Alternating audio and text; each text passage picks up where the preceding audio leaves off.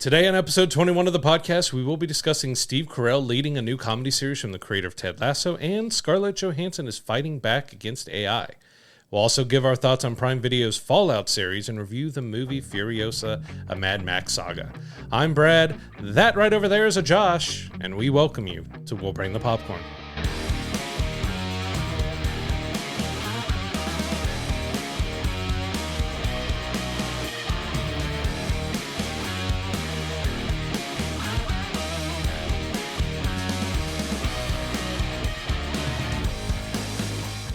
First story this week comes from HBO. We have Steve Carell, who has been tapped to play the lead in a new comedy series from the creator of Ted Lasso and Scrubs. I'm very excited about this. You got Steve Carell returning to, regular episodic television, and it's coming from HBO.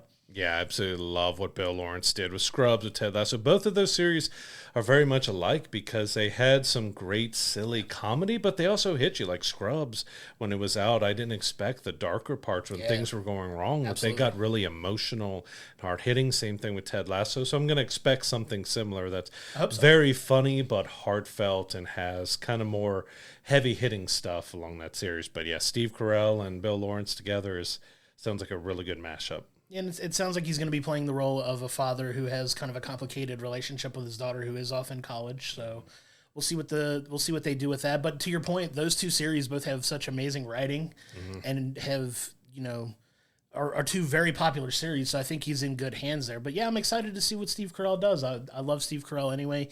He's managed to have a career now where he's done both comedy and serious roles and has been very successful in both. But it sounds like he's working his way back into comedy a little bit. I know we just reviewed his voice work in the movie If that we just did last week. Go back in the archives and check out our thoughts on that. But he does seem to be leaning back into comedy a little bit more now, which I think is a good thing. Yeah, it's great to see him back in a series again. I know he did that spoof NASA show, which I never really got into. I felt like it was a little just too much. It just never hit that well for me. But to see him in a series like this, I think this is going to be a much higher quality show than that one was to me. I hope so. That's definitely one to look forward to. Yeah. Another to look forward to is we have the final Fast and Furious movie should be going into production soon, and they gave a little talk about it, saying that it might be going back to being more street racing, be a little more grounded, because, since the third one, it's been, really over the top, or the fourth one, really, that it's been really over the top spy action espionage type of thing to end it where it began. It just makes sense. Well, once you start having flying cars in outer space at that point, where can you really go from there, right? So I like that it might go back to a little bit more of a grounded approach and kind of just bring the whole story full circle, right? Because they're coming up on the end of, these sets of films, and to kind of get it back to where it all started, back to like the street level racing, what made it so popular to begin with is, I think, a good idea and a good direction for them to take moving towards the end, because like you said, they've gotten so I don't want to say cartoonish now, but at this point, but they kind of are, because it's just so over the top, and everybody's like, the joke's like family, it's kind of become a little bit of a meme of itself, but it still makes a ton of money. So, I mean, they're still very popular films, but having it kind of come full circle and be back into maybe focusing on street racing again, I think is a good idea. I still remember texting you when the trailer for Fast 10 came out, and I counted the number of families in the trailer, and it was like over 20 for how many times they said family. All right, we get it, that family's important. But, right. And then you pull 2 helicopters down with a car, going back more grounded, doing the street racing stuff again, I think it can only be good for the series to end on a good note like that, because there's also rumors that they might have Brian's character returning with, his brother, Paul Walker's brother, playing him again with some CGI, that he might be involved, and I'm still mixed on that aspect of it, bringing someone back from the dead. I mean, they were so close to him, so if they're feeling right, then who are we to tell them not to do something like that? But just hopefully it does good for them and the series to wrap it up closer to home, back to where they started, and end it on a high note. Yeah, I'd like to see how they wrap the whole thing up eventually at the end too, because it's they've gone on a journey for this. They've gone all over the world at this point, and just to see, do all these characters get a happy ending? Do they not get a happy ending? it'll be fun to see where the series winds up, because I think these last two, I want to say two films that they've got left, two or three maybe. It's back and forth, because Yeah. I've heard the 11th is a final one, but I've also heard they're doing 11 and 12. Right. So yeah, it's You just never know, right? It could be one of those that This they is say the they're last done. one. Yeah, it's the last one. We promised this one is the last one. 47 more movies. This is the last one. Right. Like, smart marketing, I guess, but it's all good. But yeah, I'm excited because this series has been around over 20 years at this point now. So like it's crazy that it's lasted as long as it has, and still, like, even now as popular as ever, really, because it's each one of these films pretty much anymore makes $1 billion when you put them out. So They also cost $1 billion to make. I can imagine it would. Like, the cast keeps growing, it keeps adding big names keep coming back, and they're We need 700 cars. We're going to blow up 690 of them. right. So I can imagine the cost tied to the film too. I'd love to do a business case study on that, just to see what it costs versus what they make off it. But I can imagine it's still a pretty penny. They keep making them, so we're excited for that. So now we've got some news coming out of DC. The long-awaited Lantern series has got a little bit of an update as well. It's going to have the writers from The Lost and The Watchmen, as well as a writer from Ozark, that are going to be penning this series. And it's something that, fans have been clamoring for a while now. I know there was some talk of potentially the actor that played John Diggle in the Arrow series was going to become the Lantern to kind of take off on it. Hasn't really been confirmed that he's going to be a part of it, but it does seem like we've got some movement on the Lantern series finally. And I believe we've already got Nathan Fillion that's going to be playing a version of a Lantern, which we don't know if he's part of the show, which everything's supposed to be connected now with DC. So I would assume he's going to be showing up, unless, where he shows up. I think it's supposed to be a cameo in Superman or something else. I know he's already been talked about, but there's some heavy hitters. You have Damon and you have Chris Mundy. Both of those are really big guys. I haven't watched Ozark. I've heard amazing things about it. Yeah. I haven't gotten around to watching it yet, but they're pretty heavy hitters to be doing this Lantern series, which you kind of need, because it is I wouldn't say odd property, but it's a difficult property to deal with when you're dealing with basically magic rings that can create whatever they want, and they all have different properties based on, their color and everything else, depending if who's wielding it and all that. As we saw from Ryan Reynolds' movie, it's not the easiest thing to bring into live action. Yeah, they've got a little bit of redeeming to do for that property just because of the Ryan Reynolds film. Like, that film got hit, I think, a little bit unnecessarily. So I don't think it's as bad. I'd love to see what people think about that film, kind of like coming back around to it like they do with the Star Wars prequels that everybody hated at the time, and then they're starting to get a little bit more love moving forward. And I hope that's the case for the Ryan Reynolds film. It's not the best, but I don't think it's as bad as so many people made it out. I think it's probably moving into guilty pleasure territory. It could be. You can still do. It could be. I enjoyed it. It can be a guilty pleasure for me to watch. It's not the best movie, but I can have fun watching it. Yeah, for sure. But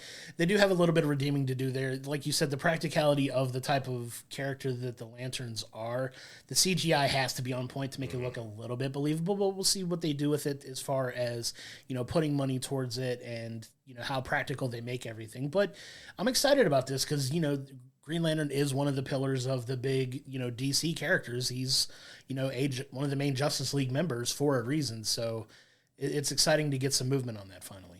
So speaking of pillars of Marvel and Spider-Man, we have Venom: The Last Dance coming out this fall. Sony has confirmed, even though the title does give it away, but you never know with films anymore. Yeah. This is going to be the final Tom Hardy Venom movie. We've got 3 out of it. Kind of surprised we've gotten 3. Let There Be Carnage was fun, but Carnage needs that hard R. He is a very dark character, and absolutely. I think they did an okay job with it. It hasn't been top MCU level with Venom, but it's been fun overall. But we're getting 3 films. Are we finally going to get Spider-Man showing up in here? We had a little bit of Tom Hardy showing up at the end of No Way Home. Is that hinting that we're going to see a crossover here? Or are we going to possibly see a crossover Spider-Man 4? Are we going to get the symbiote suit and Tom Holland Spider-Man 4 or not? It's kind of ending one, but also does Marvel in the MCU now run with Venom and the symbiote suit in a completely different way? They could, but like you said, it's surprising that they're getting a third one without being directly connected to Spider-Man, really, because Venom is one of those characters. Like, you see so many different iterations of characters showing up in multiple different comic properties and facing multiple different villains fighting different heroes, but Venom is one that seems to be almost exclusively attached to Spider-Man. Mm-hmm.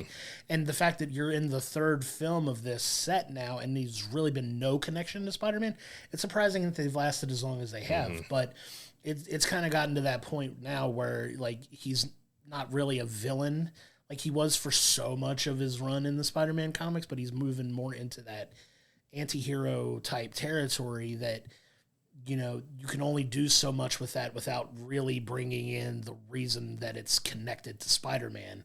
And it's interesting to see, you know, what they do to wrap this up. Like you said, do they end it connecting to the MCU, and then maybe it's finding a new host at this point. Maybe Tom Hardy isn't necessarily attached to it, but they find somebody else to play it for maybe, you know, some kind of involvement in the next Spider-Man film. We don't know. Mm-hmm. There's not a ton about the film that we really do know plotline wise yet that we're very interested to learn about, but it's going to be exciting. I'm genuinely surprised we haven't seen the trailer for it.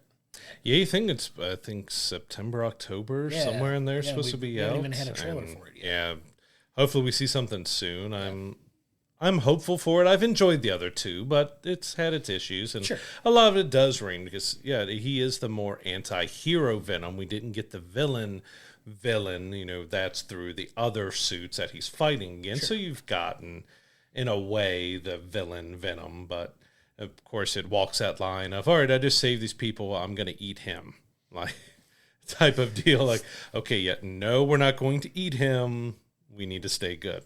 Oh, it's been fun, but I think it needs to end with some sort of connection to Spider-Man. Like, if you have 3 films that just do not touch base with Spider-Man at all, like, when most people think of Spider-Man, the first villain that's going to probably pop in their head is Venom. So, I mean, Green Goblin and others are going to be really high up there, but Venom is one that's very, as you mentioned, very tightly around Spider-Man. Like, absolutely. And not to have him in 3 films, like, hopefully they figure out something there. Maybe it's the film ends with he releases a symbiote suit and it finds its way into, you know, Tom Holland's Earth, and then Spider-Man 4 picks up with him finding the symbiote suit, and we get that MCU continuation without Tom. But, we just don't know where it's going to go. We hope it's going to be good. Just, you know, Sony hasn't had the best track record lately with the Marvel films it's done. Just hope they've done enough for this one, especially Tom Hardy having kind of creativeness, control with it. Sure. Hopefully that leads to this be a good finale. Yeah, I hope so too, and we'll keep an eye on that moving forward. So moving on to a series that, you know, you and I just finished reviewing and loved as much as we did was X-Men 97, and we got a little bit of news about season 2 now. Season 2 is actually currently in the editing phase. They are going to keep kind of the creative vision that the original showrunner had. I know there had been work already started on season 2 by the time he left the project. So it sounds like they're going to finish his vision of season 2 and then kind of start with a new head writer for season 3. That's also exciting to know that they are doing at least 3 seasons of this. I know you and I are both very much looking forward to the next steps in that story, which we've outlined, you know, in our reviews and our summary of the season last week. But I'm excited for this. There's some news, and it does seem like it's picking up a little bit of steam. See, with what I said last week when we reviewed the finale of X-Men 97, give me season 2 now. Like, I am ready to watch it. They did such an incredible job. Absolutely. I think Bo, who was let go, did the first quarter to half or so of season 2, and they finished it off, and then they'll move on to someone else in season 3. But I hope it keeps the quality up. They know kind of what it took to get this season done and what the fans' reaction has been. So I know their top priority is making sure they continue that in a great way, and they really set up some intriguing storylines to continue in season 2. Absolutely. Very excited about that. And it's one we're going to be waiting as patiently as we possibly can for this next one to come out, but it's something that you and I both hold in very high regard based on the quality that they did and the fact that they're already this deep into season 2 that they're ready to start editing. We don't know necessarily if that means that they've got everything animated completely and they're just getting it edited down to be able to do voice recordings or what have you, but it does seem like they're pretty far along in the creative process on this, that maybe hopefully we get it sooner than later. Yeah, I would assume 2025 to 2026, hopefully not into 2026, but animation takes a very long time. It does. Don't want them to rush it, but hopefully they've got enough done that 2025, even if it's fall or winter, isn't that far out. Because I think they're moving right into season 3 after they're done with it. Like, they're not wanting to have a whole lot of time in between. So there could be maybe a little bit longer gap between season 1 and 2, but 2 and 3 will come a little bit quicker behind each other. Even better. I'm excited for that too. Yeah. One that I was kind of excited about, but it looks like we're not going to get now, set in the Spider-Man universe, was Silk at Amazon. It's apparently been canned. They're not going through with it anymore, with a very interesting line that came out of it saying that the executives asked for the writing team to make the series less about Silk. You're doing a series about Silk, and you're wanting to make it be less about Silk. Like, maybe it's a good thing this got canceled. Yeah, every once in a while you hear one of these stories about like a show that gets a whole bunch of hype around it and then it just completely gets canned for one reason or another. And you're like, well, what happened? Well, it sounds like a case of too many hands in the cookie jar on this one because, you know, for what a lot of Amazon does right in their series, there's a lot of really, really, really good series. And spoiler alert, we're talking about one in a little bit. But it just seems like a really weird story to like take the focus off your main character. If anything, you want as much focus on your main character as you can, unless you were trying to turn this into more of an ensemble show.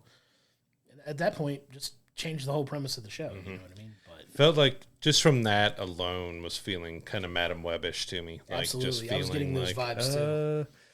Yeah, so I was really looking forward to it. This was announced a couple years ago that they were working on it, and we haven't heard much about it. And then, sorry, it's not happening anymore. Like, we don't know if maybe the character will show up again, because we did have the character was in the MCU live-action Spider-Man. She wasn't Silk, but the character, she was there. But don't know if she was going to continue on playing the character, if they were going to cast someone else, and it'd be like the Sony stuff that it's outside of the MCU. But hopefully one day we'll see Silk show up, because I still want to see Silk. I want to see Spider-Gwen show up in the full suits and everything. Like, that is one of mine. Like, the Silk suit is great. That looks really good. Really that and Spider-Gwen, I love just the design that they did for both of those. Like, they were really good looking suits playing off of Spider-Man and everything. Yeah. Like, I want to see those in live action. So let's get it together and try to hopefully maybe find someone else who could do Silk right. I hope so. And it's just disappointing because, you know, I don't know how far along they were in the creative process on this. Obviously, I don't think they began production or anything on it, but it does sound like there may have been a decent amount of time put into it already. And it's always disappointing to hear when those things don't get picked up like that, or you have to, all these people that are working hard on it already have to move on to other projects. It's a little disappointing, but that's the nature of the business, right? So, you know, hopefully those people land on their feet and get to move on to the next project and have, you know, successful things that come out that we can all enjoy for sure. So another story that's come out from Marvel this week, Marvel Studios has announced that Wonder Man is going to fall under the Marvel Spotlight umbrella, which, if you don't know what Marvel Spotlight is, we've kind of talked about how Marvel Studios have kind of branched off each of their types of stories that they're going to tell. You're going to have animation be its own thing, TV be its own thing, and film be its own division. But the Marvel Spotlight is kind of a subdivision under the TV umbrella, maybe falls under some... It could potentially be one-off films as well, but I think they're going to focus more on television based on the properties that they've announced that are going to be a part of it. You know, the first of which was Echo, and then you're also going to have Daredevil Born Again fall under that Spotlight umbrella. But Wonder Man is also going to be a property that falls into this Spotlight umbrella. So we got some news finally about that. I know you and I have talked. We're not all that familiar with Wonder Man, but we're curious to see, you know, what story they tell with this. Yeah, with everything we've seen in the MCU and Marvel in general, it's kind of nice to go into something a little blind. Like, I never really knew I knew of the character, but I just never really got into anything that featured him that much or his storyline. So it could be fun, and it makes sense for a character like that who's a little more obscure to be in the spotlight. So, like, they're part of the MCU, but you're kind of out here on the outskirts and not, you know, it's not considered to be a main big story point. And, you know, maybe that's kind of how we go from here on, that they're going to stick to their tent poles with films, you know, a couple main TV series, and then you have, maybe we'll run a single season of this character, that character, to give them a little love and, show a little more expansion, because they did kind of go full bore into it with She-Hulk and Miss Marvel and Moon Knight and everything else, and they threw so many different characters that all of them kind of expected to have multiple seasons, and now most, if not all of them, are not getting, like, we've heard Moon Knight's getting a second season, but we haven't really heard anything on it since then. Sure. And so to stick them, probably those under the spotlight, that's probably a single season, makes a lot more sense. Yeah, and, just speaking, like you said, we were going into this a little bit blindly, not knowing as much about the Wonder Man character. Obviously, when you say Wonder Man, it's going to draw instant comparisons to DC's Wonder Woman, who obviously is a significantly more popular character. And I wonder what kind of comparisons are going to be there. Do they have similar powers? I'm assuming they might. Obviously, he's not Amazonian or anything, but we'll see. We'll see what they put together. But to be fair, like, I'm excited about the Spotlight series too, because like you said, we enjoyed Echo a lot. Obviously, we've talked ad nauseum about Daredevil and our love for it. So if it sounds like they're going to put some strong focus on these one-off seasons of these shows, I'm all for it, especially with the track record they've had so far. Because I really, really enjoyed Echo a lot more than I thought I was going to, especially giving everything that went out to putting it out. But I'm excited for this. Yeah, I mean, it could be fun. Like I said, go into something blind, not know about it, and not need to have everything else MCU to knowledge, which we do when it comes to the movies and everything. Most, not exactly to everything comic related, but at least what the live action TV and MCU stuff has done. To go into it kind of blind is going to be nice, and not have to worry about, oh, did I watch this first or that first or this first, to have these one-off stories. I think it's going to help Marvel in the end, that it lets them expand some characters to see if they want to use them in the future, or just to be able to tell some different stories and kind of mix things up a little bit. Very exciting, for sure. And so that's going to take a spot up, I'm guessing, is that next year? That's one of the spots for Wonder Man? Yeah. Because we know, with the limits that they've set on themselves, it's two to three movies a year, 2 series a year. So that's actually Ironheart and Daredevil is next year. So this might not be until 2026 unless Spotlight falls under. Because this is where they can get themselves in trouble, that, Spotlight, it doesn't fall under that. So we're going to put out these Spotlight stuff, and then they're back in the kind of maybe the same mess, that they've got too much stuff going on again. But hopefully they have everything figured out right to get these out without waiting way too long. As I've mentioned too many times about Ironheart, it was filmed during the pandemic. We're 4 years, past when that started and everything. It's like we still haven't seen it. It's coming next year, but they need to get a little more tighter with filming to release and not waiting so many years before we get these series. Couldn't agree more. So, yeah, we're not done with Marvel yet. So we have Michael Leslie, who last wrote The Hunger Games, The Ballad of Songbirds and Snakes. He will pen a movie we've been waiting for a while now. It's a little, small, independent movie called X-Men. I love the little tiny project that nobody's been waiting on, right? But no, it's exciting because, The Ballad of Songbirds and Snakes was a well-written movie. I know it got a little bit of mixed reception, but he's going to take the helm of X-Men. That's not a small undertaking. Like, it is very important for them to nail this. Like, we talk about some of the ones they need to nail moving forward, like Fantastic Four it's got to hit if it's going to be, successful for them moving forward. X-Men is another one of those that you have to hit on, and you have to hit big. Like, it's going to make a good amount of money just because you slap X-Men on it. But the quality of the film needs to be there. And I think they may have the right guy in charge of writing it now. So I'm excited about that because, like you said, it's such a big, we say it tongue-in-cheek as a small independent thing, mainly because it's the exact opposite of that. Like, the X-Men are a foundation of Marvel Comics. So it's one of those, we talk about pillars a lot. You have, like, the Avengers, the Fantastic Four, and the X-Men are like 3 of the 4 pillars of Marvel. You have to nail it. Yeah, because what got me into comics was the X-Men. It was more the X-Men, the animated series, along with Spider-Man and Teenage Mutant Turtles, Batman, all those animated series in the 90s got me into comics, but X-Men was the main one that got me into comic books. So I enjoyed the Fox movies. I mean, they had a couple, like, I love Oscar Isaacs, but him as Apocalypse, just that Wasn't it? That's got to be a CG character. You can't have a guy in makeup doing that. That's got to be a CG character that's humongous and everything else. It just was not that great. Yeah, the joke of him looking more like a Power Rangers villain than a Marvel villain. He looked like Ivan Ooze. Right? It really did. But yeah, like I said, it's so critical that they nail this, and I'm excited to see what they come up with. They've already been slowly introducing the mutants into the MCU. Obviously, we've been talking ad nauseum. The whole world has been talking about Deadpool and Wolverine and how important that film is going to be. We got multiple showing tickets booked. Yeah, we are prepared and ready to see Deadpool and Wolverine many times. We will be contributing heavy to those box office numbers. But no, it's super important that they nail this, because it is one of those foundational pieces, like we keep saying, that you have to get right. Yeah, I'm curious kind of the story that they're going to start with, because we know where X-Men started with Fox. It was all about Magneto and all that, and kind of the core storyline of between humans and mutants and all that. But, they've kind of got out of doing full origin stories, kind of mixing things up. And you got to look at the big picture too, so they can't have a villain like Apocalypse show up that's not going to have the Avengers and everybody else with it. And we've heard rumblings of Doom. We're going to have Galactus and everything with Fantastic Four. Just exactly where X-Men comes out and where it fits in the timeline of what they're going to do with the story is going to be really interesting. Yeah, we're excited for all of that for sure. We're kind of pivoting now from one tentpole Marvel property to one that's a little less known, but it could potentially wind up being the most popular of all of it, just based on who's going to potentially be attached to it. So we've been talking about Scarlett Johansson being involved in kind of this top secret Marvel project that nobody really knows what it's going to be.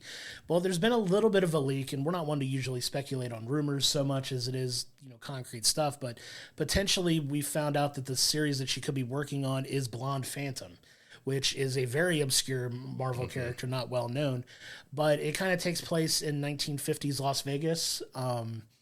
But the person that they're potentially tabbing or trying to eye for this main role is a musical artist you may have heard of by the name of Taylor Swift. Never heard of her. Right? But that is about as huge of a casting choices you can make, because obviously, people are speculating that she could show up as Dazzler or have some kind of role in Deadpool and Wolverine. But if she's being eyed for a TV series, that is huge. Yeah, and so she's going all in then if she's leading up a series and stuff. Because, we've all heard the Deadpool and Wolverine rumors, that Dazzler. I'm thinking maybe more than anything we're going to get a song from her, as we did with Celine Dion, which was, I still go back and watch that music video, because not only is it's a good song, but it's just hysterical to watch. I'm assuming we're getting something just as humorous with Taylor Swift doing a video for Deadpool, and maybe she'll even dress up as Lady Deadpool or something in the video. It's going to be fun, but if she's looking to star, maybe even we get the lead into her character as they jump through a portal and there she is. Okay, well, you can Deadpool you can check out more next year on Disney Plus. Some kind of fourth wall break the fourth wall to bring her in, that is big if she's going to be starring in an MCU role. And it's also really interesting that we have Spider-Man Noir going on at Amazon set in the 1930s, and then the Blonde Phantom in the 1950s going some old classic type of series. Maybe Fantastic Four. Fantastic Four is rumored to be in the past, that maybe 60s, 70s, or even 50s. So maybe there's a lead between the Blonde Phantom and the Fantastic Four being set in the same time period. So there's a lot of interconnecting that can be going on here. But you get Taylor in anything, and you've already got a huge box office or a huge viewership just because of her following. Yeah, if you want to boost subscribers and numbers on Disney Plus, that's how you do it. You put Taylor Swift on it, right? Because they put her to a concert on Disney Plus too. So and it did great numbers for them. So naturally, why wouldn't you want to try to get her for something else? And she's killing it literally everywhere she goes right now. Sold out football stadium tours all over the world, and just the biggest star in the world at the moment. You can land her for a project. It's a license to print money. This just continues what we've talked about. I mean, she's done a couple little roles before this too, but she is this generation's Elvis.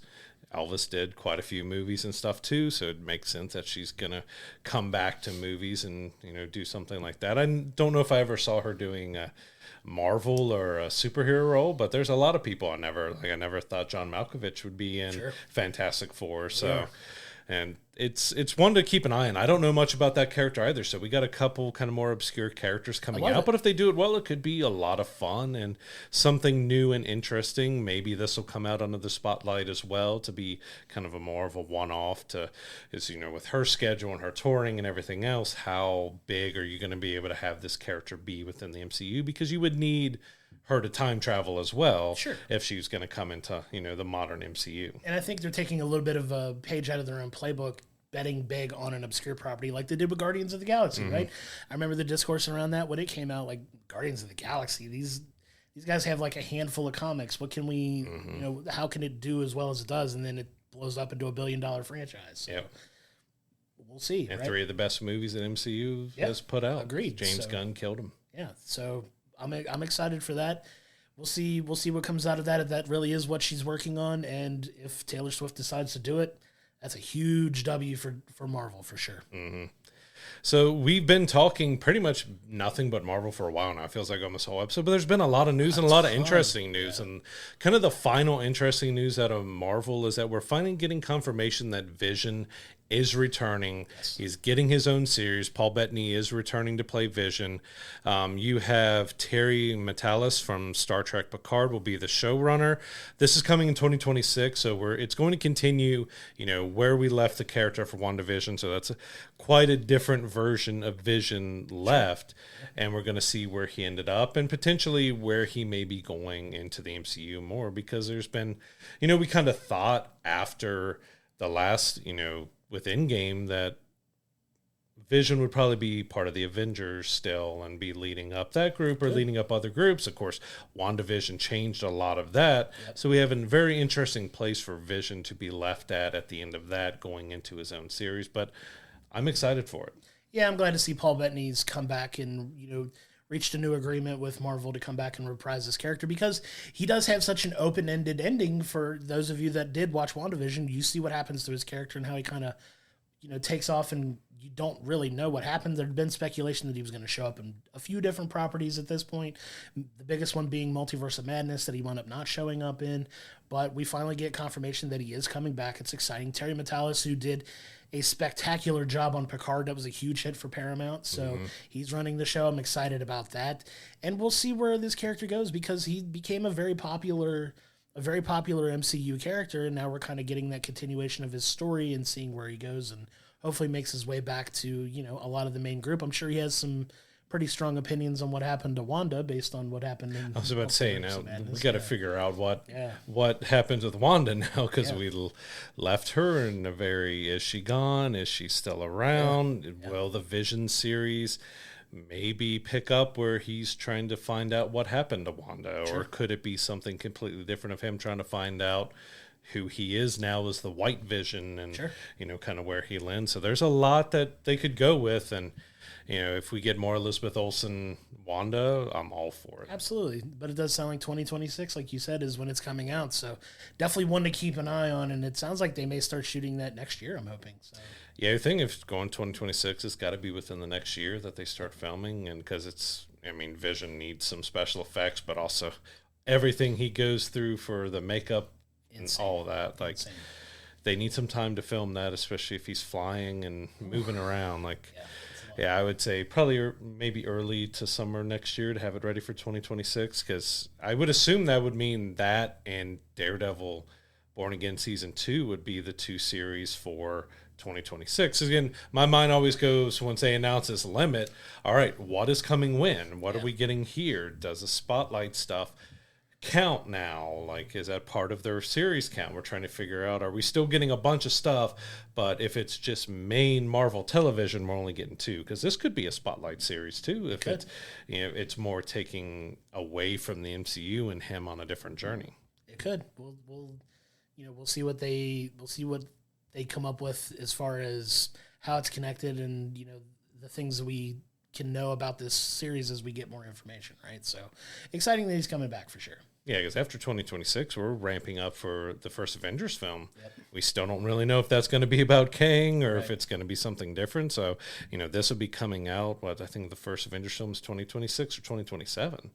So it's going to be right on the heels of an Avengers film. I'm excited for that too. There's a lot to get together for them for that, but it seems like they're working towards, like we've talked about ad nauseum now, just the linear storytelling and things of that nature. Mm-hmm. But let's get away from Marvel a little bit. I know we've talked about Marvel a lot, and you're probably tired of hearing about us talk about Marvel, but we finally got confirmation on a big casting announcement for a film that we've been talking about quite a bit, pretty much since we've started doing the podcast, and that's 28 years later. We got confirmation Cillian Murphy is reprising his role for the film. That is huge. This cast is already absolutely stacked, but Cillian Murphy is back, and he's going to be a part of it. Yeah, I love that.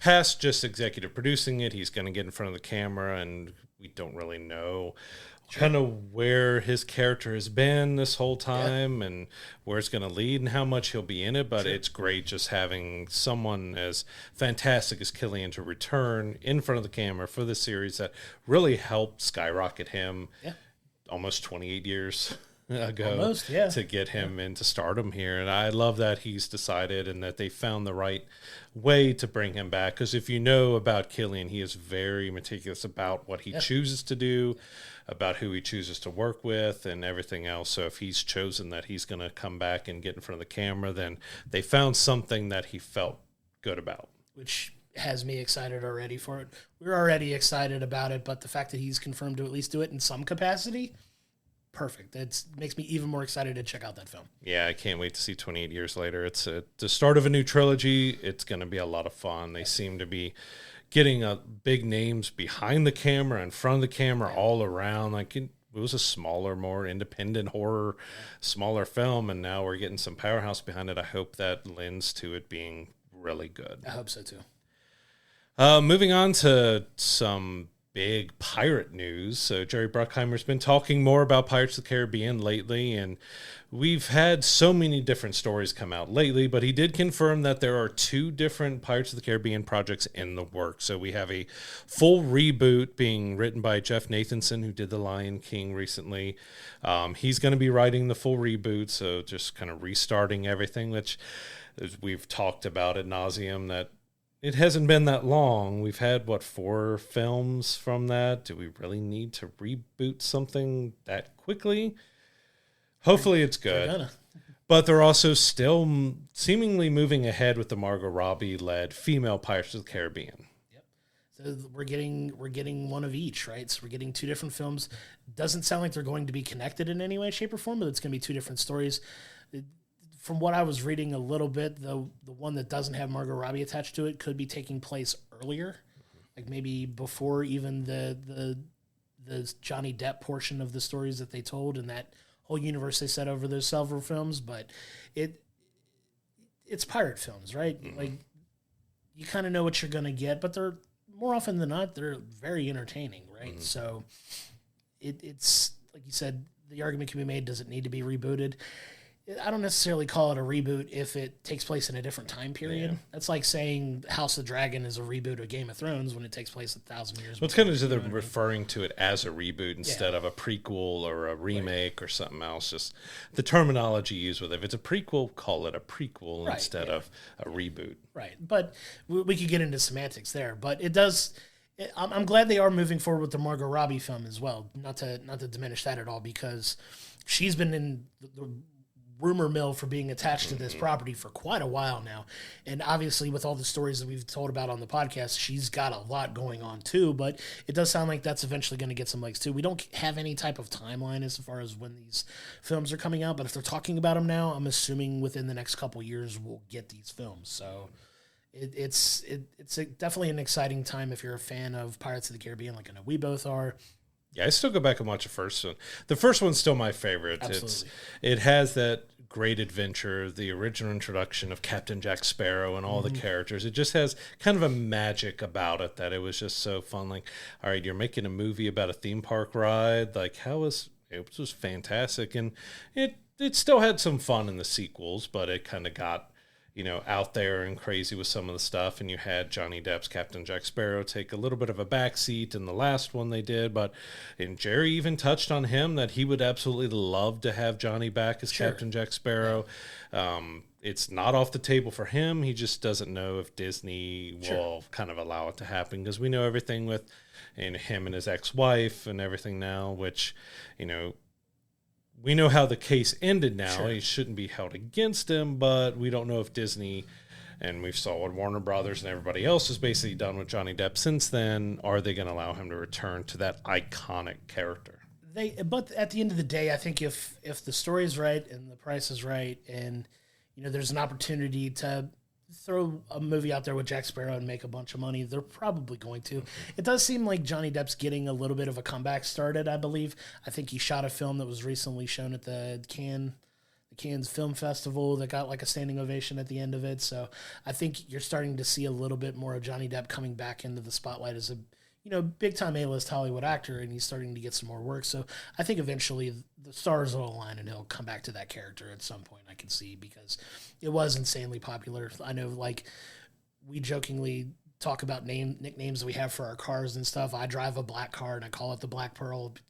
Just kind of a play on how much I love those movies as well. But it's it's definitely something I could see them going back to the well for. What I'm missing was Johnny Depp outside of the movie as Captain Jack Sparrow, because he would go to children's hospitals dressed up as Jack and stay full character, being stabbed by a kid, pretending, oh, okay. Like, he was so great with that. And then he would show up to Disneyland on the ride, and he would just be pretending to be an animatronic. And then everyone's like, oh, that was Johnny Depp. Like, it just seemed he had so much fun with that character, and to have it's a little bit tainted for him, because he even talked about during his trial that he probably would never want to return. I think I've heard that he's loosened up on that a little bit after the trial, but there was some bad blood because of how quickly the studios just kind of cut off everything to him.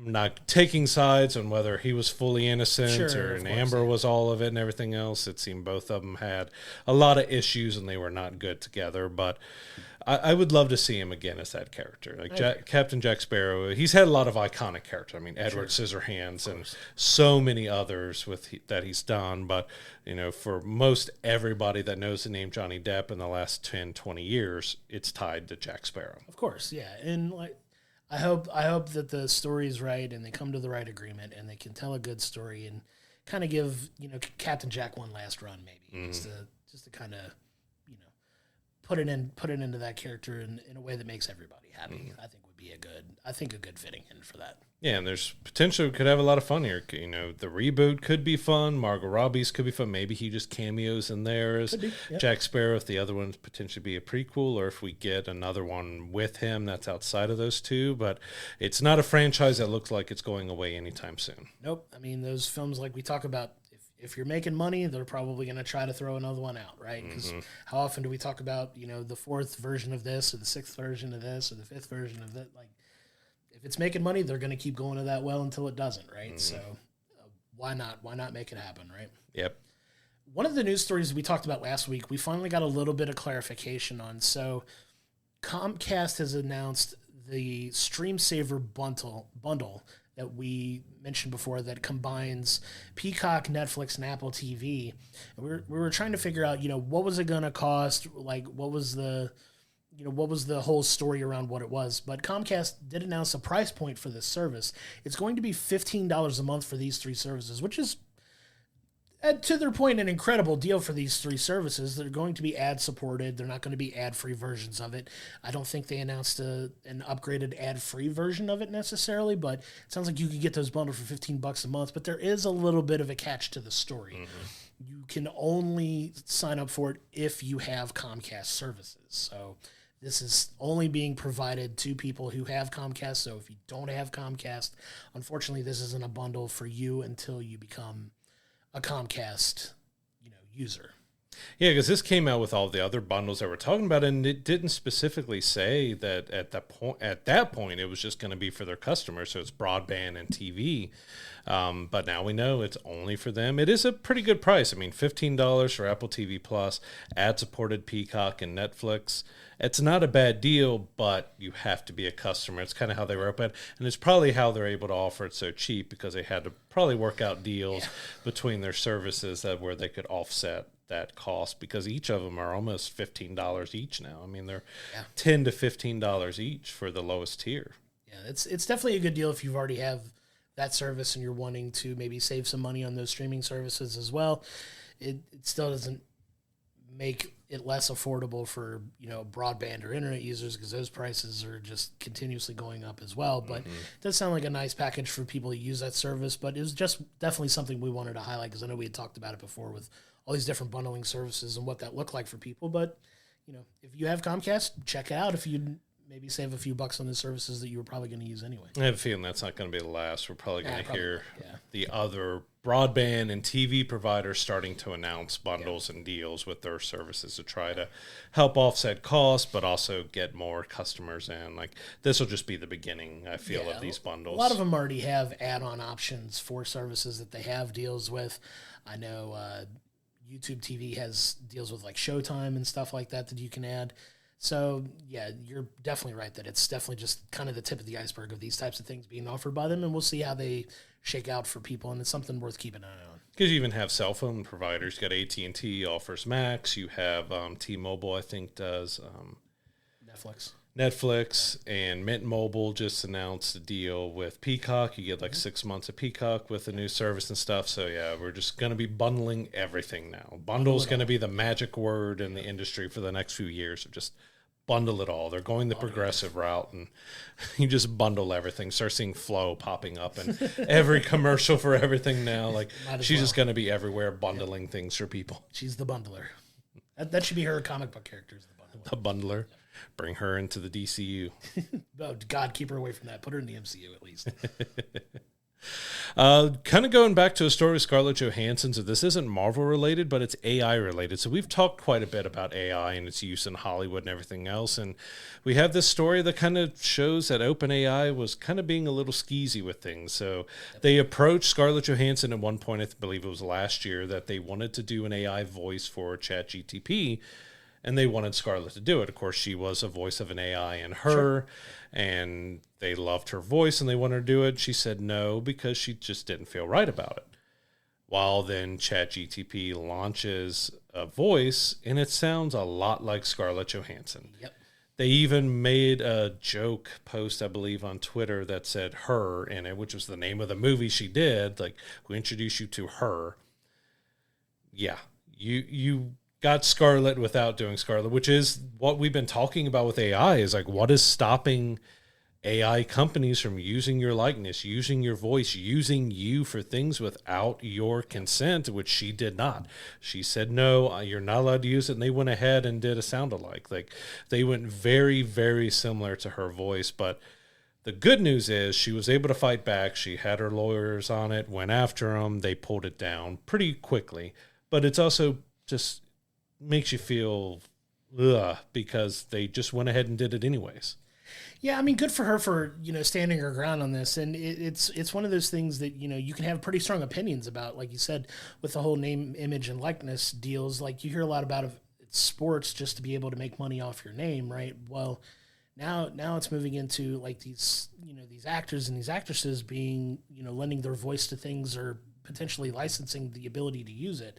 Like, I know one of the running jokes with like GPS was everybody wanted Morgan Freeman to read their directions to them, or Samuel L. Jackson to read their directions to them, or what have you. But there was ways for you to license your voice and, at least get properly, compensated for that. And it sounds like they just took the worst possible business approach, and honestly, it wasn't very smart to kind of take this almost identical sound. Like, I remember seeing some videos about the audio clips from some of this that people got a hold of it, and it sounds just like Scarlett. So it was very obviously a play on her, pun somewhat intended. But, the fact that she stood her ground, got this taken down and got this taken away because she didn't agree to it, like, that's a good precedent to set for everybody else. Like, if you're going to use people's voice, compensate them fairly for it. And if they're fine with that and you can reach an agreement, then that's perfectly fine. But if they're not in agreement to it, you just can't do that. You see, we'll make it close, but no, you're using AI that already at the moment takes from everything you can find on the internet. So there really isn't anything that is truly original and new to most of the AI chat bots and everything else that you can get, because it's pulling from the knowledge base of the internet. Like, we had a controversy with Reddit that Reddit was offering, I don't know if it was OpenAI, but it was offering AI to be able to take everything that's been posted on Reddit and use it as information for their bots and stuff. It's pulling, all the images that you're creating, which I've created with AI and I've had fun with it. I haven't sold anything with AI because that just feels wrong. It's not creating something original. It's pulling from a bunch of different sources and bringing it together. That's why hands can look so deformed and messed up and other things do, because it's not at that level, and it's kind of scary where it could be going, because it's already pretty fascinating and crazy what it can do, and what it does if everyone starts adapting it is just going to be wild. And that's why what Scarlett did is important. Like, not only for celebrity wise, for all of us to be able to stand up for our rights of our voice, our likeness, our creations to belong to us and not an AI, is very important to stand against. Yeah, it's definitely an interesting precedent that's going to be set for everybody moving forward. Like we've said multiple times, and I don't want to get political on here, so I won't. But it's a good tool to use for a lot of things. There's a lot of benefits. I agree that AI can help with, but to replace a lot of human elements for things, I have a hard time agreeing that that's a good idea. Mm-hmm. But it seems to be the way the world's moving, so we'll see what the future holds for it. But like I said, good on her for standing her ground, getting this taken down, because they could have probably made a ton of money off of this, and she wouldn't have been fairly compensated at all. She would have been, out of luck because she didn't sign an agreement. But yeah, good on her, man. And hopefully if they can come to some kind of business agreement and have it work and have it launch properly and, ethically in the way things should be done, then I'm all for it. Let's also think about what wild things could they make that AI say in her voice, and they could use against her and say, well, Scarlett said this racist thing. Well, no, that was the AI and not Scarlett. Like, it's a very slippery slope with a lot of stuff with AI, and, letting your voice being used or your likeness being used for AI it's something I don't want to be involved with, and I'm glad she's kind of standing up, because like I said, there's so many different ways it could be abused. And if she's not getting, even if she was getting paid for it, there's so much stuff that you got to look at. Like, would it be the right thing to lend your voice to it? Yeah, it's tough, and it's definitely something to keep an eye on moving forward. Mm-hmm. There's no good answer for it, but good for her. I'll kind of punctuate saying that. Good for her for standing up for herself, because absolutely, that's tough. But speaking of tough, we got a little bit of a bummer news also this week. Disney laid off about 14% of their Pixar workforce, which is roughly about 700 people. Disney's been looking to, as a lot of companies are looking to cost-cutting measures and things of that nature, but they did unfortunately put a lot of people out of work. Our thoughts go out to all those people that were affected by this. It's very unfortunate, and, hopefully those people land on their feet. Yeah, I hate seeing that. Pixar has been such an incredible studio of what they've put out and pumped out. And we know around the COVID years and stuff here that a lot of stuff was going straight to digital. I think that hurt them a lot. It wasn't getting the theatrical releases. They were just pumping it out, putting on streaming, kind of forgetting it. I hated that, a studio that's created such incredible stories and things that are very heartfelt for adults but entertaining to kids, and they've blended that so well of doing the storytelling. It's a kids movie, but adults can find a lot of love and heart and everything else behind it. And just to see, people who have been creating that magic there for so long to lose their jobs, I hate to see it. Like, they can, I don't think they've really done a bad movie. They've had some that maybe be lower, but I can't think of a really bad movie they've done. It may not be everyone's cup of tea, but they've done some really great things. And I hope this doesn't keep them from continuing on as a great creative power. Yeah, it seems to be a rough time in the animation industry as a whole. Like you said, kind of tying the last topic in AI. How much is AI playing a factor in this? And will we start seeing a lot of that work getting outsourced to AI as opposed to, animators who have spent their entire lives, working on their craft and getting really good at this and creating these wonderful visual pieces of animated art that we get to watch. And what does that hold for the future of the industry? I don't know, but yeah, at the end of the day, man, it's all these families are affected by these cuts, and it just sucks to see, man. It's a hard story to talk about, and you're talking about people's livelihoods and passion projects that they may or may not have been working on. Did they at least get to finish the projects they were working on, or were they let go mid-project? I don't know. Don't want to get too much into specifics there, but yeah, you just feel for those people going through. Oh, yeah, absolutely. Because being creative myself and knowing what it takes to put in some stuff, I don't do animation, but I've done a whole lot of different designs and other stuff, and not have, your work feel like, oh, that movie's terrible, or we're just going to let you go because it didn't make enough money. Like, it takes an army to make these films, and, they become a family as well. Like, I'm sure a lot of these were very well connected to each other, and you just hate to see anyone lose their jobs, or to have that many people, because I think this is a first ever layoff and cut for Pixar. So it's one that the studio, since it was started kind of way back by basically Steve Jobs, started this, and everything that's gone through with what Brad Bird has done with all the films that he's made, they made a ton of strides in animation and filmmaking and storytelling, and to have now, layoffs hit them, it's heartbreaking to see, because it kind of felt like it was a studio that could almost do no wrong, and was just, everything was printing money, and then COVID happened, and then their movies just wasn't making what they wanted to make. Even Elemental, just watch it again with my kids. Fantastic, lovely, beautiful film. It started off so slow and low at the box office, and at the end, it slowly. I just clobbered my mic too, but it slowly started climbing up, and it had a good box office haul, but it didn't get that reception at first that it really should have, because it's a beautiful little film. Yeah. Agreed, and like we said, can't say it enough. Thoughts go out to the families that are affected by it, and hopefully, they can rebound and start moving on to other passion projects as well that get to showcase their talents, and hopefully earn a good living at that too. So hopefully those people land on their feet. I don't know of another way I could put it, really. Yeah, we just want to see them as quickly as they need to be able to find a new home and a new place to animate and work, and hopefully they can find that as they need, and no one's put out too far from that. Yep, hope so. Moving on to movie news. So we have Mark Ruffalo and Chris Hemsworth are back together, but not as Thor and Hulk. So we have a crime movie that they're doing called Crime 101. It's a heist thriller that follows a detective that is zeroing in on a thief that is looking for one final score. So I would assume Mark's a detective, Chris is a thief. He's going to be chasing him down. It could be an interesting dynamic having those two together in something that is not the MCU.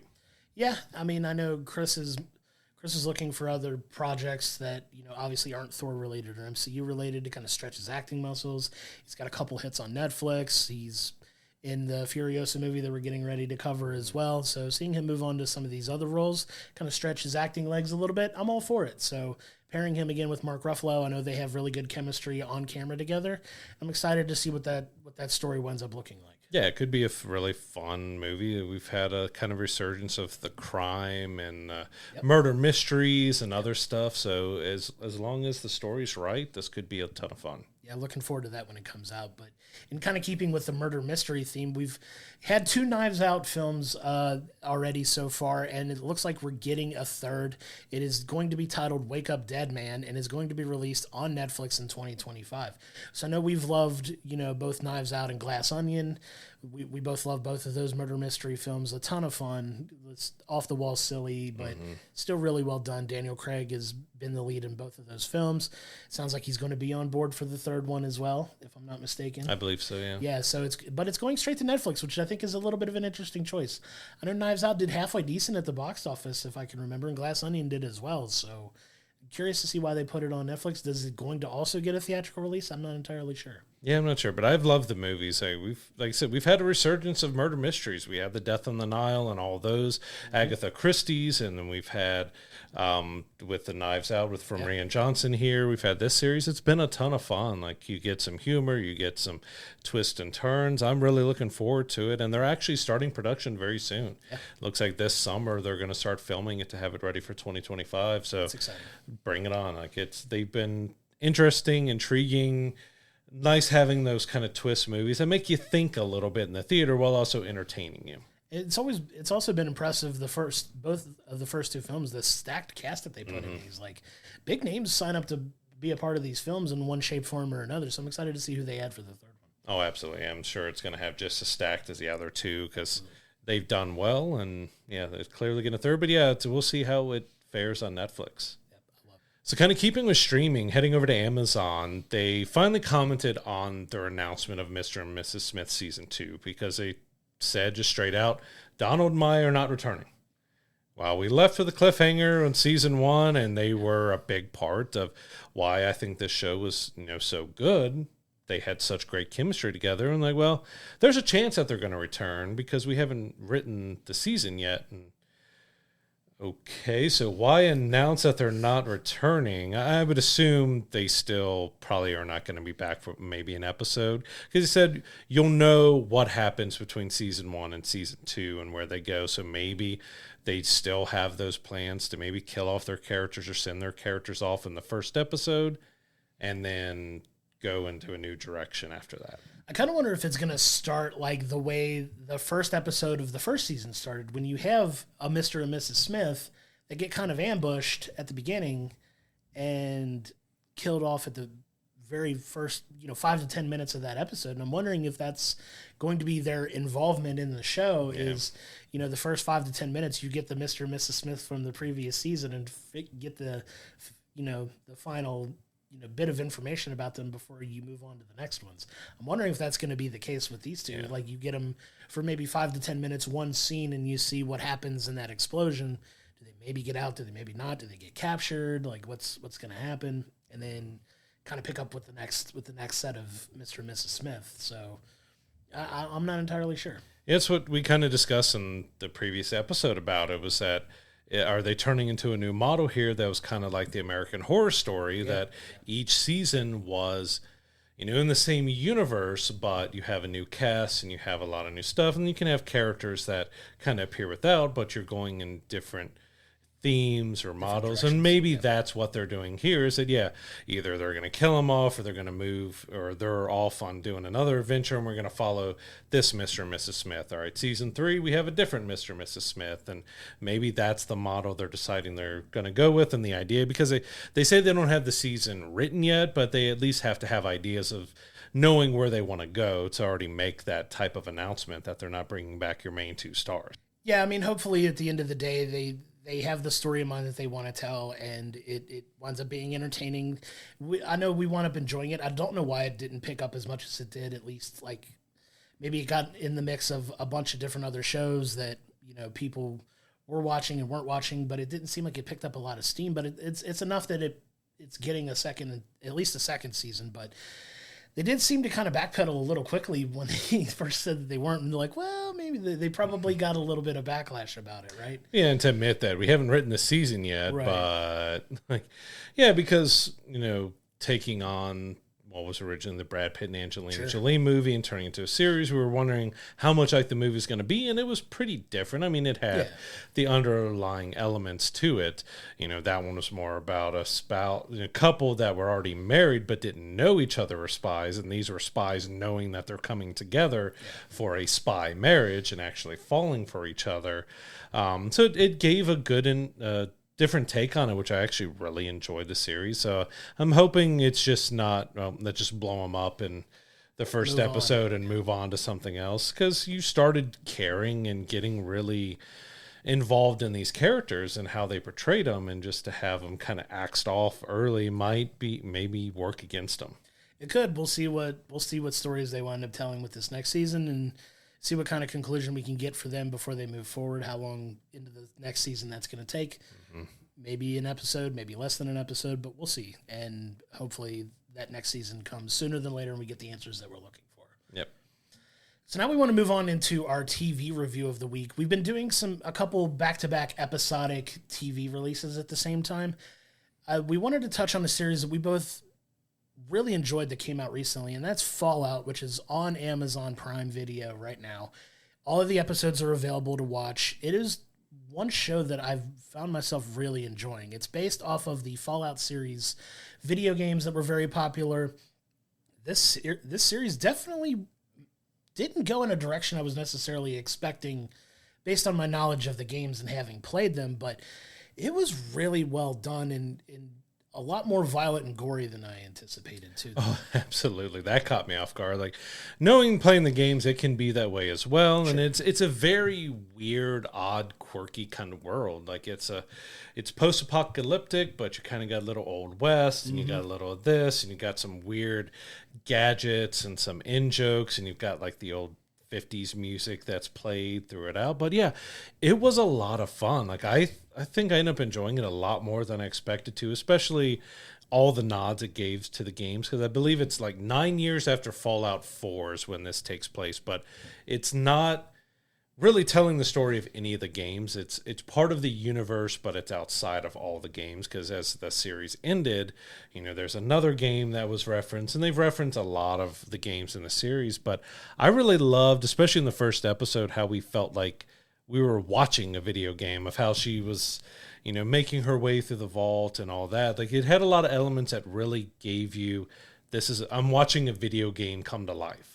Yeah, and for those of you who may be a little curious as to what this is about, you don't need to have played the video games to kind of understand what's going on. So let me set up a little bit of the premise for you. So there was a nuclear explosion, and then obviously the fallout of that, pun somewhat intended, but you have people that have kind of gone underground and lived in these areas called vaults, and all these vaults have numbers assigned to them. They're an unknown number of vaults, really, but the main season focus is on Vault 33, which is where the main series kind of picks up and goes from. But you also have the surface level, which is people that have survived and kind of the craziness that goes on in what's basically known as the wasteland of the fallout from this nuclear blast that's seemingly wiped off most of the existence, and people are kind of living in a kind of dystopian future type, think Wild West meets Mad Max kind of thing. It's kind of the vibe that you get from it. And the main character is a young girl named Lucy who comes from Vault 33, whose father gets abducted, and she goes on a hunt for him on the surface world, leaving the vault world behind. And the vault is kind of this, they kind of try to set it up as a utopian type of society where everything's perfect, there are no worries, we have everything we need down here, but we're all getting ready to, when we're ready to kind of go up to the surface world and rebuild the earth, how we have things running down here. Yeah, and at the heart and core of this is Vault Tech, which is the company that made all the vaults, but there's also some deeper, sinister stuff behind this company, with underlying things of, their involvement in everything before the bombs dropped to how everything's went afterwards. So there's a deeper story of things that unwind as you go to learn about who was Vault Tech, who were these people that were doing all this stuff, who were setting us up for, after the wasteland. They're building all these vaults. I think 200 plus vaults in the game world. But, we are taking place in like 33, 32, 31 with the mystery around. Each one is very different from the other. And, yeah, I think she did an incredible job as Lucy. She had that sweetness and kindness, but also that, okay, I'm just going to shoot you now type of, I don't want to say evil, but just crazy in her eyes. Like, yeah, okay, I talked to you for a little bit. Now it's time to move on. Or, she has to do some pretty dark stuff in this series too, where we talk about, it was violent, it was gory, it showed a lot of stuff of just faces being ripped and just severed heads and a bunch of stuff. And like, it makes sense, but at the same time, I just wasn't expecting that to happen. Yeah. It's campy violence is what I like to call it. It's got some of the lighthearted nature while also being brutal and violent and gory at the same time. And I really want to kind of give a little bit of flowers to an actor that you and I both love that seems to be fantastic in just about anything you put him in, and that's Walton Goggins, who plays the character of, I forget what was his character. So he plays the ghoul that's in the future, but he was also an actor with a different name before the bombs dropped. But yeah, he's fantastic as the ghoul. Absolutely phenomenal as the ghoul. But you get a lot of this evil corporation in their attempts to basically monetize the end of the world, right? That's kind of the central theme of, Vault-Tec's role in this entire story is they're trying to, prepare for a doomsday scenario where they're the main company for everything, right? So that's kind of some of the sinister nature that you're talking about, and not to get into too specifics for those of you that haven't seen it, but it's so well told, and it's just wild and crazy in certain places, but also really, really thought provoking in others too, because it's like, how would you handle the end of the world? What do you think the world would look like if the world were to end, but you made it through? How would you survive? What would you do for resources? What would you, and that's where it gets into the little bit of the Mad Maxian part of it, I think, is these people on the surface world who have to be incredibly hardened to survive in this landscape that they're living in now. And it's really well done and really well told, because there's a lot of craziness that comes out of this. Yeah, and even to go touch on our other main character in Maximus. So it basically follows Lucy and Maximus as our main kind of stories. They're kind of telling two parallel stories, which they do end up meeting together, and we see how that evolves. He is on the Brotherhood of Steel side, so this is more of a cult military type of group, which you're seeing how does like a military presence, last and be out here in the wastelands. And they're definitely a group that it's wild and crazy, and they're very, that's why I called it more cult-like, because it's like you have to abide by the rules, how they want it exactly, much more than military can be strict, but this is and cult-like strict and crazy and everything else. Because most, you have the Brotherhood of Steel, the ones who wear the armor, then you have the ones who have to carry their goods, which is comical at the same time. Hilarious. Because you have like Maximus starts off that he's, working for one of the Brotherhood of Steel, and he's got to carry their bag, and the bag is literally 2 to 3 times the size of him, because the big mech suits are much bigger, and they're having to lug around these big suits and basically do whatever they're told when they're told to do it. And we actually got a really fun cameo out of that with who his guy was, with Michael Rappaport, and seeing him being in there, which it's been out long enough. If you're getting spoilers from this, sorry, but we'll touching on it a month and a half afterwards. But that was a really fun cameo. I wanted to touch on just because he's another guy who's been in so much stuff, and I've really enjoyed seeing him. But it was kind of caught me off guard that was him underneath the helmet, because you couldn't tell based on the voice until the helmet actually came off that it was who it was. Yeah, it's a lot of fun. They're definitely setting up for multiple seasons of this. It has been renewed for multiple seasons. We really did enjoy it. It's wild, it's fun, it's absurd in a lot of ways, but absurd in a good way. Absurd in a very entertaining way. It is definitely not one meant for kids. Obviously, as we've talked about, it's very gory, violent, sexual in a lot of ways too. Like, it really is. There's some, and I know why you're laughing, and there's one particular scene that you and I both absolutely cracked up at, that's so direct and to the point that it's just funny. Yeah, because with some of these characters, like Lucy, who's been in the vault for so long, she doesn't know a whole lot of stuff other than what's been taught to her. There's an elder and from the elders and stuff there. And Maximus, on the other hand, he was orphaned as a kid, ended up with the Brotherhood of Steel, only learning what has to be done from the Brotherhood. So he is very, I wouldn't say dumb to a lot of things when it comes to relationships or women or anything else. Like, he is not up on a lot of things, so it leads to some really funny moments with him. Yeah, the dialogue in that is, I don't want to sell it short by saying it's hysterical, but it's absolutely hysterical. I cracked up, and it's a lot of fun though. It's a fun series.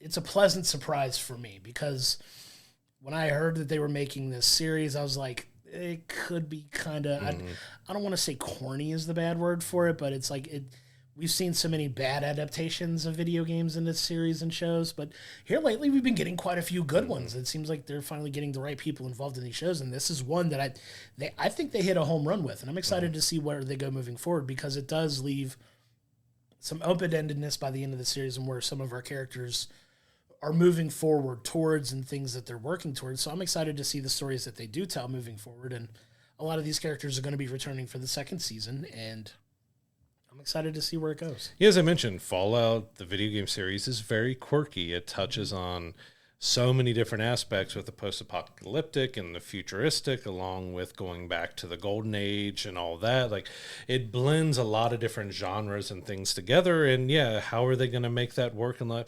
They made it work, and then some in live action. Like it, and I felt like I was watching the video games. I felt like I was watching something new and interesting and different. And like I said, you had, Wild West type, you had Mad Max type, you had a lot of different genres, but they blended together so well. And yeah, you just got some really off the wall stuff where you weren't sure what you're going to expect, and a lot of underlying storylines are building up because we're learning who the ghouls are, and these are people that have been alive potentially up for 200 plus years since a bomb's dropped. Like, there's something that turned them into this, and we get a little bit of that mystery information given, but we're not like fully exposed, but we get a lot of exposed about Vault-Tec and everything else. And I think they did a great job of weaving all these different storylines between Lucy, Maximus, the Wasteland as a whole, and Vault-Tec and all that. Like, I can't recommend it enough. They've done such a good job of bringing this video game to life. And as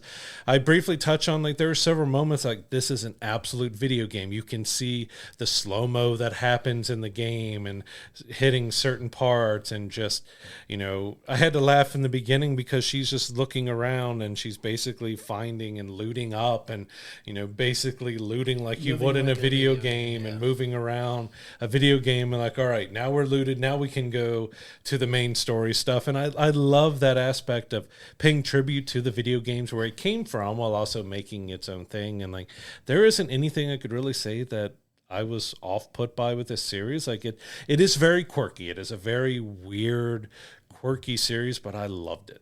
Yeah, it's very high entertaining. For those of you looking into watching it, it is available on Amazon Prime. There are 8 episodes in season 1. It's a fairly easy watch. You can get through it in a day if you wanted to binge watch an entire season. So the full season is out. All 8 episodes are available to watch. An hour or less per episode, and it's a lot of fun. It's definitely one that we could definitely want you to watch, and tell us what you think. Come join us on our Discord. Come comment on our videos and tell us what you thought about it as well. We would love to hear it, and we both really enjoyed it. Yeah, it was so much fun. Go check it out. If you're into anything sci-fi, Western, quirky, weird, either way, just go check it out and see what you think about it. Watch an episode or 2 and see if it sticks with you, because it was really good. Don't show the kids. Yeah, don't show the kids. I mean, everyone has a different opinion on what their kids can do, but it's definitely meant for an older crowd with what it does. So moving into our film review this week, we saw Furiosa, Mad Max Saga. So, Mad Max films have been around for quite a while, starting with Mel Gibson. It's actually been 9 years since Fury Road, where Furiosa's story started. I mean, Charlize Theron was the original Furiosa. Now we're getting a prequel with Anya Taylor-Joy. You have Chris Hemsworth as Dementis. You have Immortan Joe returning as well. The story basically starts off with Furiosa as a child. She's in the green place, and within this wasteland, there is a place where fruit and water and everything flows freely, and they're very protective of it. Seeing mainly women at the green place here that we could see, and they're very protective over it. And we end up getting a band of Dementis' guys end up finding the green place in the woods, and they kidnap Furiosa, and this kind of starts off a just wild chase and story and everything from there of what happens with Furiosa. How did we go from a young kid picking fruit in the green place to the crazy warrior that we saw on Fury Road? Yeah, and it takes a tale, right? And all the things that she had to go through from that kidnapping to becoming this amazing, one-armed, essentially, warrior that we know her to wind up becoming, and like this awesome, fighter in the wasteland and this leader of people. And you get that story here. And, Anya Taylor-Joy does a great job as Furiosa, I believe, in this. I was a little surprised at, honestly, how long it took to get to Anya Taylor-Joy, because she was kind of billed as a star, but they spend a good first half of this film as her as a kid, just kind of getting to that point to where she eventually grows up and becomes, the Anya Taylor-Joy version of this. So Yeah, I was going to touch on that because I think it was almost the first hour of the movie yeah. was with the younger non-Anya Taylor-Joy Furiosa. Yeah, and she winds up making her way back to Dementis, who is, in my opinion, played by an absolutely brilliant Chris Hemsworth. You get like this image of Chris Hemsworth in your head, especially with him being so synonymous with the character Thor. He does a really good job as Dementis here, and Dementis is kind of this bombastic like group leader that's, he's not the sharpest tool in the shed, but he knows how to control his group of people, and they ride, he's almost, I want to say he's almost Joker-like in the way that A little bit, yeah. he's got some Joker elements to him in the sense that, he's kind of this agent of chaos who's, I'm going to take your stuff and there's nothing you can do about it. Kind of like this type of character. And he does such a good job of leading this group of people throughout the wasteland and kind of trying to take over this area to where, he's trying to provide for his group and he's trying to be the leader of this group. And you go on this journey with Furiosa and her making her way to them and what happens to Furiosa's mom at this point, which, spoiler alert, it's a drama, dark tragedy. It doesn't end well.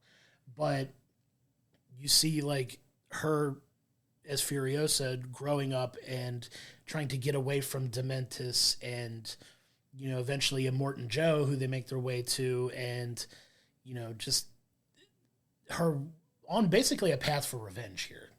And it's kind of the heart of the story here, but it's all these different groups trying to survive and trying to one up each other and trying to backstab each other, and it's a wild story. So if you know anything about George Miller films, they're very beautifully shot in a very distinct way that says this is a George Miller film. Oh, absolutely. And this is another one of those cases where it's very much, you could tell that it's a George Miller film.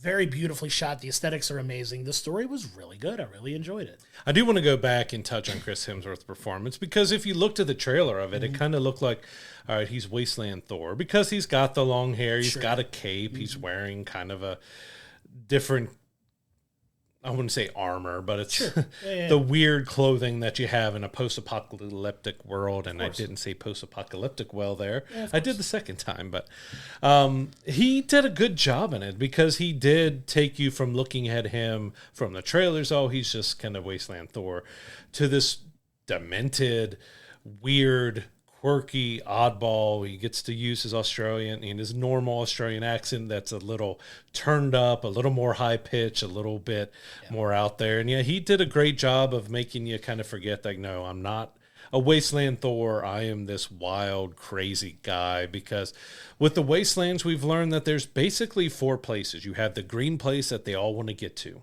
but they can't find. Yeah, they call it a land of abundance, yeah. You have Gastown, which is where all the fuel and everything comes from. You have Bullet Farm, which is where all the guns and stuff come from. And then you have Immortan Joe's Citadel that he kind of rules over. And, they're all fighting over these bits of land. And, yeah, most of the story is about Dementis on his kind of rampage, and I'm going to take over everything. Everything is mine. That's how the world is. That's how the wasteland is. It's just the world needs to be. Everything is mine. And you get some crazy scenes out of that and some, really interesting stuff. But as you said with George Miller, it's his film when you're looking at it. It's a Mad Max film when you're looking at it. Like, I would love to pick his brain on how he comes up with all these vehicle designs. Like, you've got Chris Hemsworth. Dementis has motorcycle chariot, which is just insane to look at. Yeah.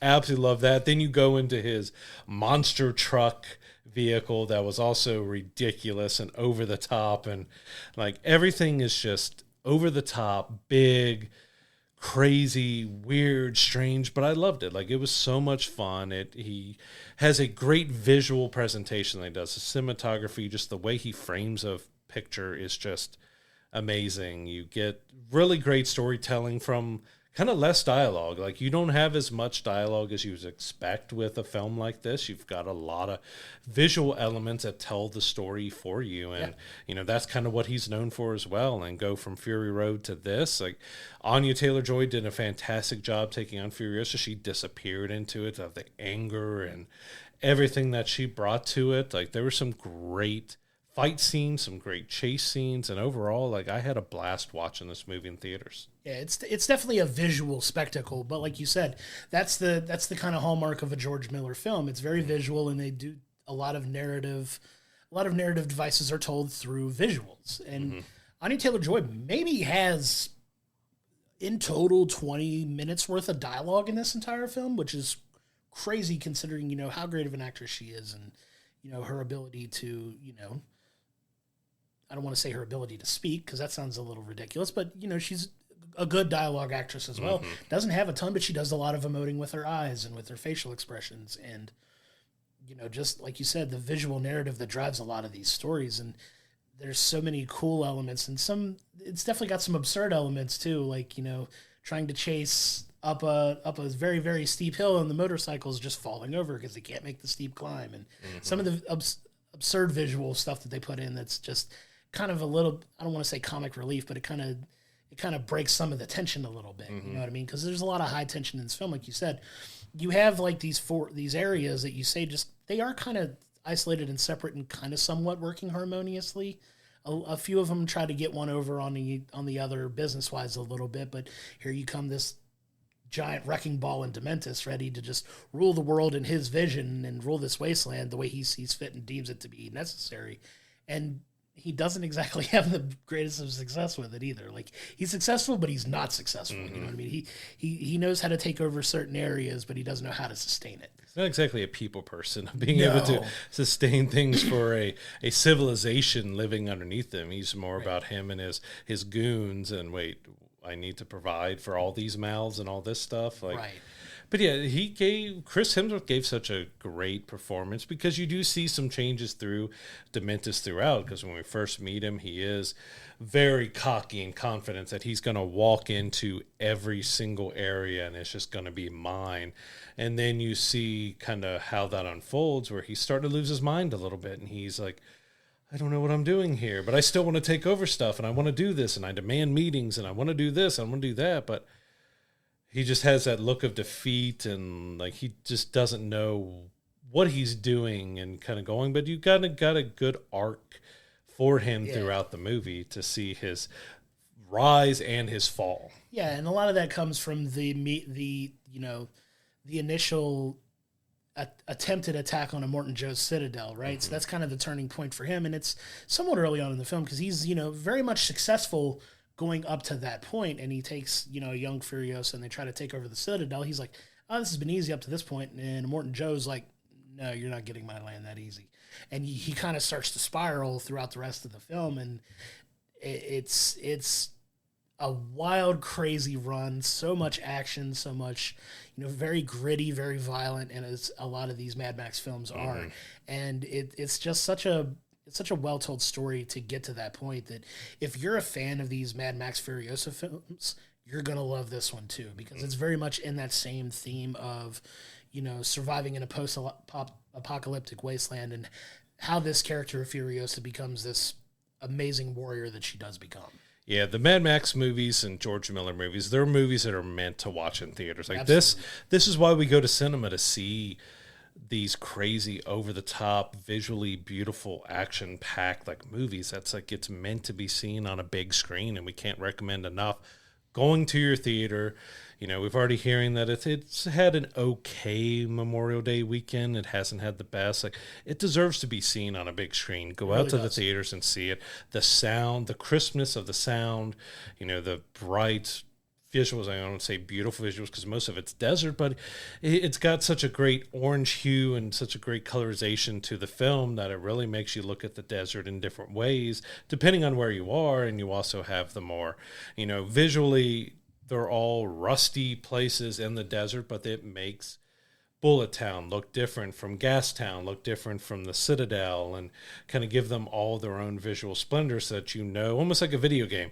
This is this location, that's that. They're all very distinct and unique from each other, but they all share a lot of similarities. And yeah, just the action was so over the top, some really good chase scenes, and even had I think the character's name was Jack that Furiosa ends up teaming up with on the war rigs and everything. Like, he had a very subdued, kind of Mad Max, Solid Snake, kind of blending a lot of characters, but he was a very soft-spoken, very just kind of laid-back character, but he plays an important part in it, and everything that happens with Furiosa as she has gotten older with, Anya Taylor-Joy, and that war rig with the back and everything was completely wild and over the top, and I love it. It was so good. Like I said, you expect these to be spectacles.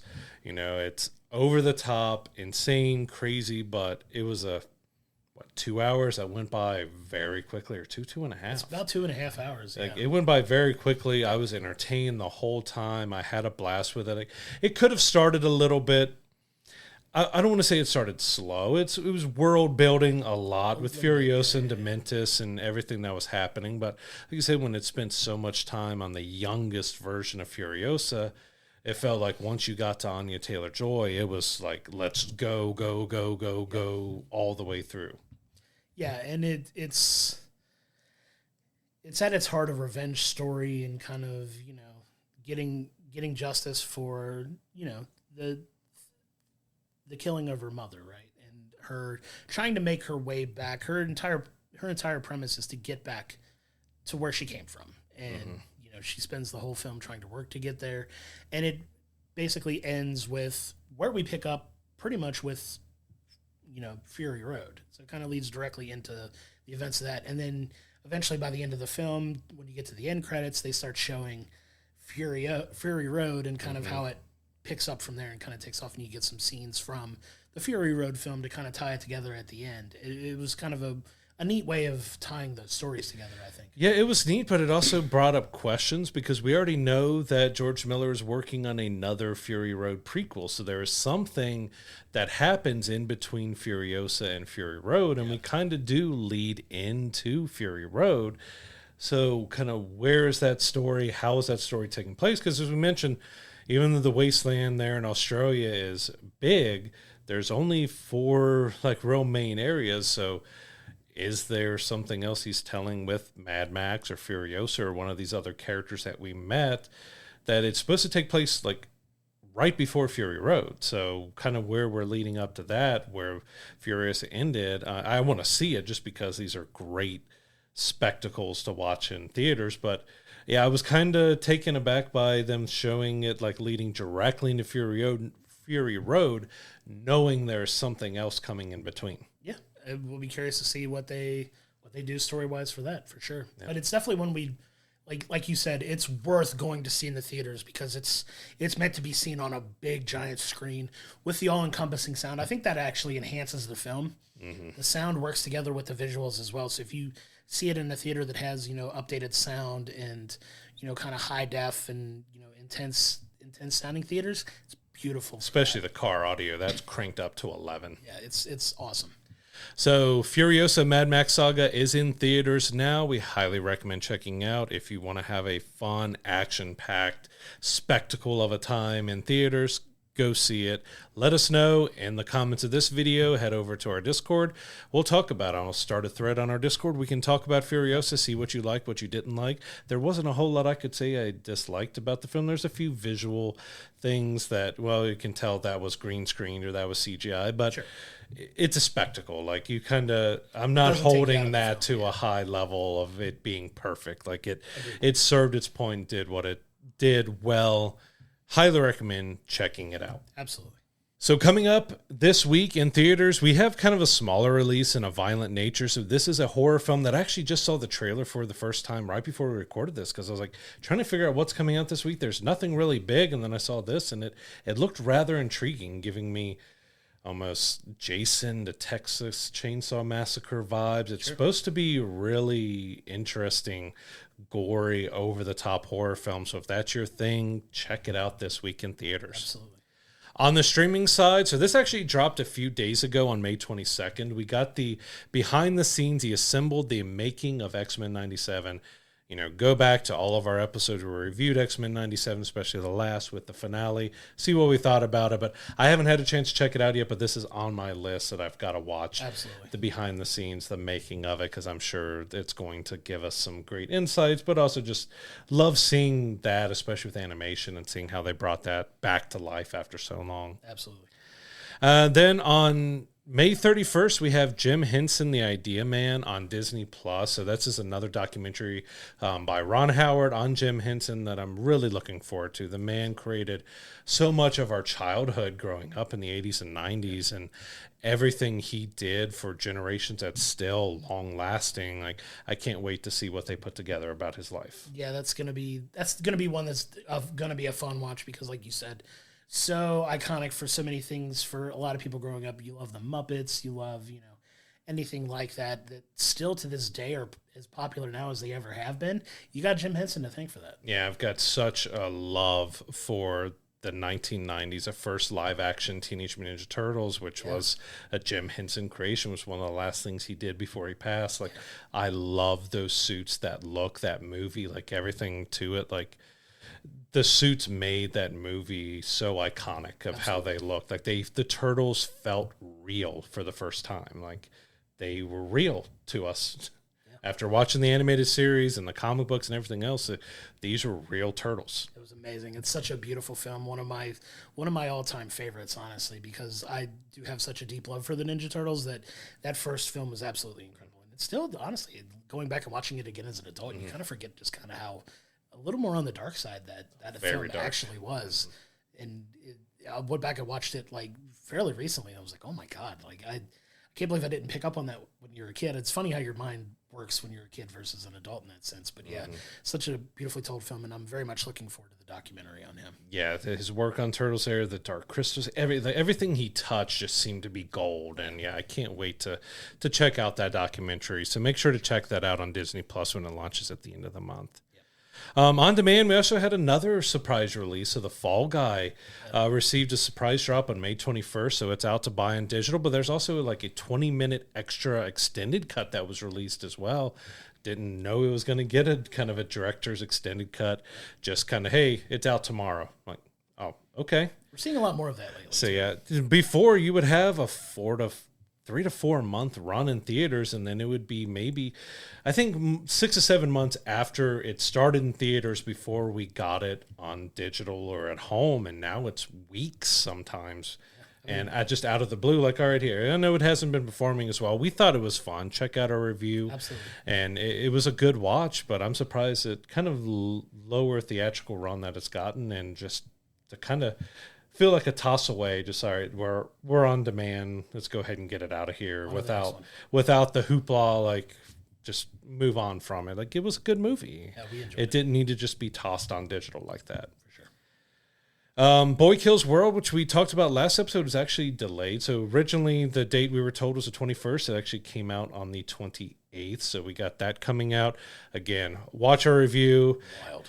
Kind of like Mad Max movies, wild, crazy, over the top. You don't know what to expect. It was a ton of fun as well. Check that out.